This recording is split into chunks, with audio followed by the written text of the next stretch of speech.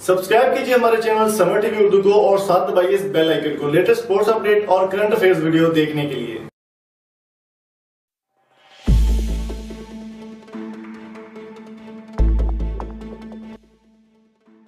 अस्सलाम वालेकुम दोस्तों, मेरा नाम है इम्तियाज़ अली समर और आप देख रहे हैं summer TV Urdu YouTube channel.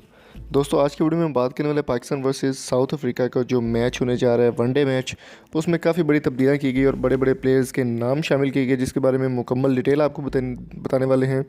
उससे पहले मेरी आपसे रिक्वेस्ट है कि अगर आपने अभी तक हमारे चैनल समर टीवी उर्दू को सब्सक्राइब नहीं किया तो जल्दी से सब्सक्राइब कर लें और साथ मौजूद बेल आइकन को भी प्रेस कर दें ताकि कोई भी लेटेस्ट स्पोर्ट्स अपडेट आप मिस ना कर पाएँ। दोस्तों, जैसा कि आपको मालूम है कि पाकिस्तान वर्सेस साउथ अफ्रीका की जो टेस्ट सीरीज़ हुई है उसमें पाकिस्तान को वाइट वाश कर दिया गया था और बहुत बुरी तरह से हरा दिया गया पाकिस्तान को। कोई भी वहाँ पर नहीं चल पाया और सरफराज अहमद को जो है काफ़ी बुरी परफॉर्मेंस रही और मिकी ऑर्थर और सरफराज अहमद को इस बात का जो ज़िम्मेदार ठहराया जा रहा था। और सबसे ज़्यादा जो तनकीद की जा रही थी वो थी इंज़मामुल हक़ पर, जो कि पाकिस्तान क्रिकेट बोर्ड कमेटी के चेयरमैन हैं। उनको तनकीद का निशाना बनाया जा रहा था कि वो पर्ची प्लेयर्स को शामिल कर रहे हैं, जिसमें इमामुल हक़ को काफ़ी तनकीद का निशाना बनाया गया और जो प्लेयर नहीं चल रहे थे उनके बारे में काफ़ी तनकीद का सामना करना पड़ा।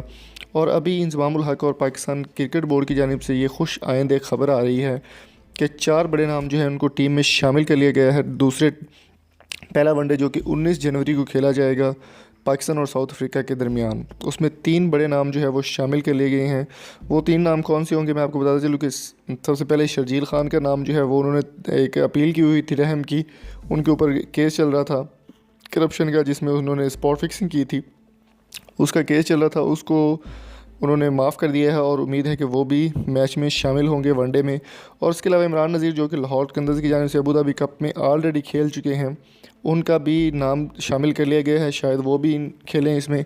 और उमर अकमल का भी इसमें नाम शामिल कर लिया गया, उमर अकमल को भी चांस मिल सकता है इसमें, क्योंकि काफ़ी सारे लोगों का ये कहना था, काफ़ी सारे लोग डिमांड कर रहे थे उमर अकमल को वापस आना चाहिए और टीम में उनकी जगह बनी चाहिए, जिसमें वो क़ायद-ए-आज़म ट्रॉफ़ी और लोकल लीग्स जो है वो खेल रहे थे। मोहम्मद अब्बास का नाम भी शामिल कर लिया गया है बॉलर्स की लिस्ट में। मोहम्मद अब्बास का अपना एक वर्ल्ड रिकॉर्ड है काफ़ी बड़ा और वो भी बहुत अच्छे तरीके से परफॉर्म करते हैं। और सरफराज अहमद को टेस्ट कप्तानी से ऑलरेडी हटा दिया गया है।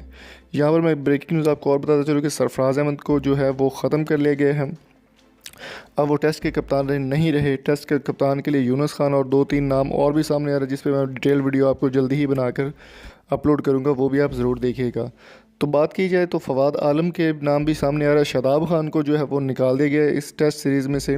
वनडे सीरीज़ में शादाब खान नहीं होंगे, वो परफॉर्म नहीं करेंगे। बाबर आजम इसमें होंगे और शर्जील खान का भी चांस है, इमरान नज़ीर का भी चांस है। इसके अलावा उमर अकमल और फवाद आलम के बारे में भी सोचा जा रहा है, जल्दी ही शायद वो फवाद आलम भी इसमें हिस्सा ले और पार्टिसिपेट करे, क्योंकि जारे मिजाज बल्लेबाज जितने भी हों सबके नाम इसमें शामिल कर लिए गए, जिसमें शर्जील खान, फवाद आलम, इमरान नज़ीर और इनके अलावा उमर अकमल भी इसमें शामिल हो चुके हैं। तो जल्दी ही इस बारे में मुकम्मल डिटेल अपडेट वीडियो अपलोड होगी, जिसमें आपको मुकम्मल पता चल जाएगा कौन सा प्लेयर इसमें शामिल है और कौन सा नहीं है। उम्मीद करते हैं कि ये वीडियो आपको पसंद आई होगी और इन 4 प्लेयर्स में से आप किसको वनडे सीरीज़ में देखना चाहते हैं कमेंट बॉक्स में अपनी कीमती राय से ज़रूर आगाह कीजिएगा। और अगर वीडियो आपको अच्छी लगी तो चैनल को सब्सक्राइब ज़रूर कर लें। और अगर आपका कोई ब्रांड, कोई चैनल या ऐप आप प्रमोट कराना चाहते हैं तो आप मेरे साथ फेसबुक को कॉन्टैक्ट कर सकते हैं। फेसबुक का लिंक आपको डिस्क्रिप्शन मिल जाएगा। Thank you so much. अल्लाह हाफिज़।